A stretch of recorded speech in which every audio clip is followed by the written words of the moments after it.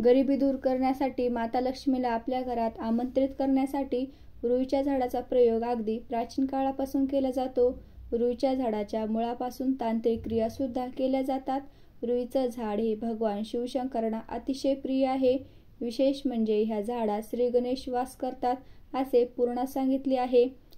आपल्या घरातील गरिबी कशी दूर करायची आणि घरात पैसा कसा टिकवून ठेवता येईल याचा उपाय आज आपण जाणून घेणार आहोत. पण त्याआधी चॅनलला सबस्क्राईब नक्की करा. वास्तुशास्त्रात रुईला खूप महत्त्व दिले आहे. या रुईच्या झाडाचे 2 प्रकार असतात, एक श्याम रुई व दुसरे श्वेत रुई. श्याम रुईच्या झाडाचे फूल थोडे निळसर असतात. जी श्वेत रुई असते, श्वेत म्हणजे पांढरे, तिला पांढऱ्या रंगाची फुलं येतात. तुम्ही असं एक श्वेत रुईचं झाड शोधायचं आहे जे खूप जुनं आणि मोठं आहे, कारण जुन्या झाडाची खोडं व फांदी ही मजबूत असते.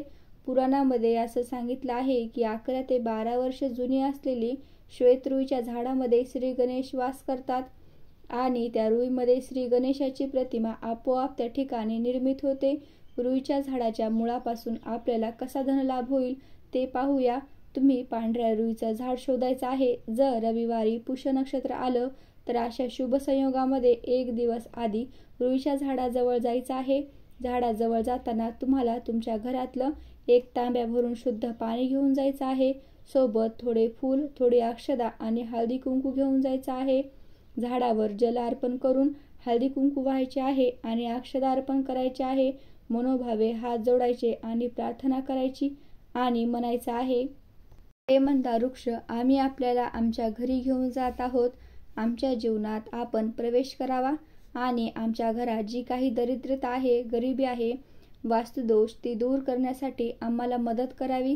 तुमच्या कृपेनं आमच्या घरात माता लक्ष्मीचा वास करावा. आमचं घर धनधान्यानं भरावं हा आशीर्वाद आम्हाला द्या. आम्ही उद्याच्या दिवशी म्हणजेच रविवारी पुष्य नक्षत्राच्या दिवशी तुम्हाला आमच्या घरी न्यायला नक्की येऊ. त्यावेळी तुम्ही आमच्यासोबत यावे. तुम्ही म्हणाल की असं झाडांना कसं बोलणार, पण मोठे ज्योतिष व तज्ज्ञ यांनी सांगितले आहे की झाडांना सुद्धा भावना असतात आणि याचे महत्त्व विज्ञानामध्ये सुद्धा सांगितले गेले आहे की झाड हे सजीव आणि त्याच्यामध्ये जीव, भावना व प्रेम सुद्धा आहे.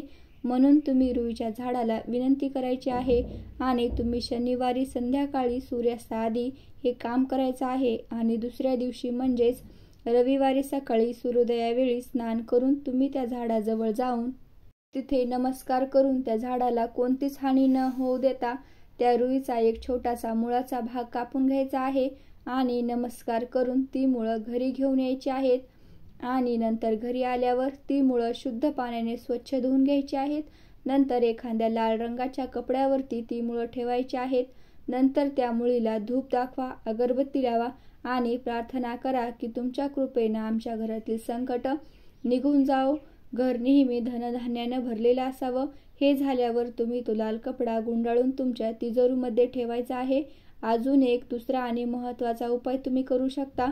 एक ताबीज बनवून घेऊन ती रुईचे मूळ त्या ताबीजमध्ये ठेवू शकता आणि ते ताबीज आपल्या उजव्या दंडावर धारण करावे.